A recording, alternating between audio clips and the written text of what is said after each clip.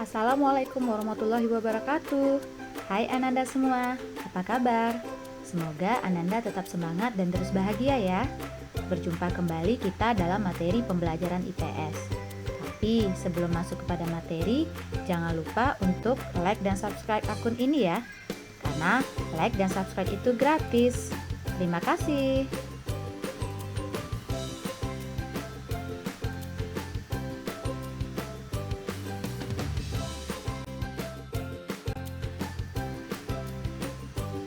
Baiklah Ananda semuanya, kali ini kita akan masuk kepada materi IPS kelas 7 semester 2 tentang kegiatan ekonomi.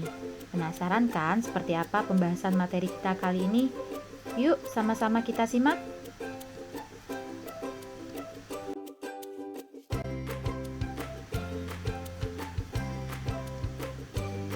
Apa sih yang dikatakan dengan kegiatan ekonomi?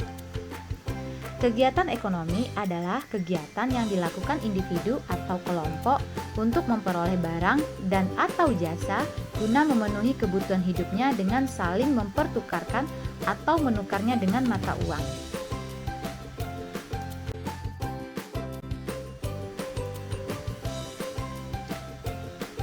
Kegiatan ekonomi manusia pada zaman dahulu adalah sistemnya barter atau saling mempertukarkan barang. Nelayan menukar ikan hasil tangkapannya dengan beras dengan petani. Nelayan tentu tidak bisa menanam padi di pantai. Begitu juga petani yang berada di pegunungan tidak bisa setiap hari menangkap ikan di laut. Sekarang, di era modern, transaksi dilakukan menggunakan mata uang digital tanpa perlu mengeluarkan uang logam atau kertas untuk mendapatkan barang dan jasa bisa dilakukan dengan transaksi elektronik.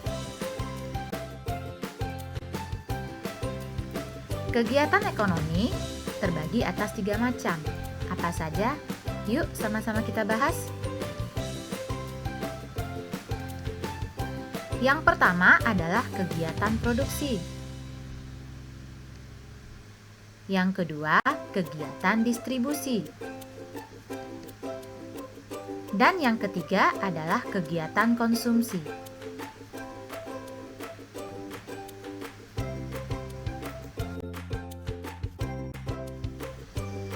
Sekarang kita bahas kegiatan produksi. Kegiatan produksi merupakan upaya merubah bentuk suatu benda menjadi lebih berguna atau berfungsi sesuai tujuannya. Tujuan dari kegiatan produksi adalah menghasilkan barang atau jasa yang dapat memenuhi kebutuhan konsumen. Pelaku dari kegiatan produksi ini disebut sebagai produsen.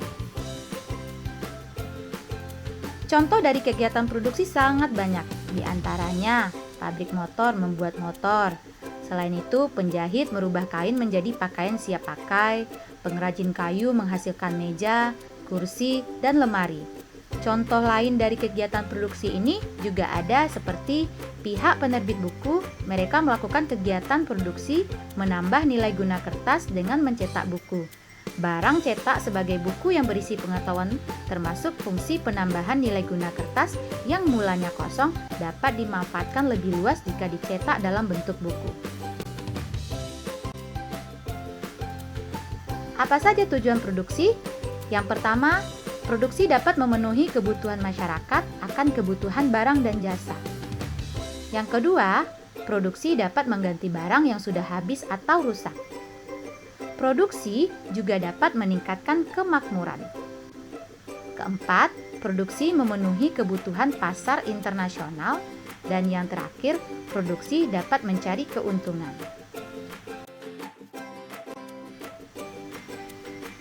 Sekarang kita bahas yang kedua ya. Yang kedua adalah kegiatan distribusi. Apa sih yang dikatakan dengan kegiatan distribusi? Ya, benar. Kegiatan distribusi merupakan kegiatan menyalurkan barang atau jasa dari produsen kepada konsumen. Tujuan dari kegiatan distribusi ini supaya barang atau jasa yang disalurkan dapat tersebar luas kepada konsumen yang membutuhkan. Pelaku dalam kegiatan distribusi ini disebut sebagai distributor.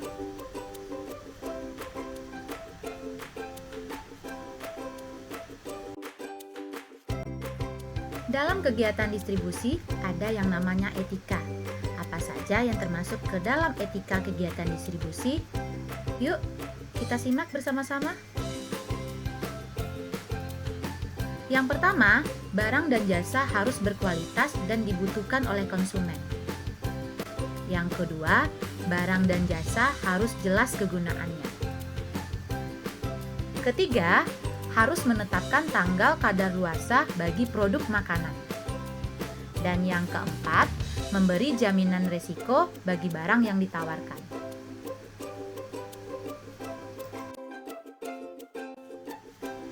Dan yang terakhir dari kegiatan ekonomi adalah kegiatan konsumsi. Apa sih kegiatan konsumsi? Kegiatan konsumsi adalah mengurangi atau menghabiskan atau memanfaatkan nilai guna barang dan jasa secara berangsur-angsur atau langsung habis. Tujuan dari kegiatan konsumsi ini pasti yang pertama adalah untuk memenuhi kebutuhan umat manusia. Dan pelaku dari kegiatan konsumsi ini disebut dengan konsumen. Apa saja contoh dari kegiatan konsumsi? Sangat banyak contoh daripada kegiatan konsumsi.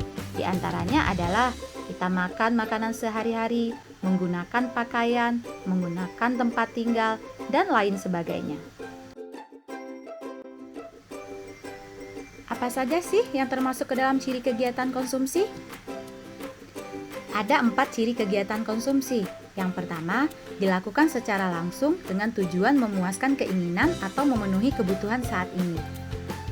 Yang kedua, barang yang dibeli atau jasa yang digunakan memberikan nilai manfaat bagi pihak yang melakukan kegiatan ini.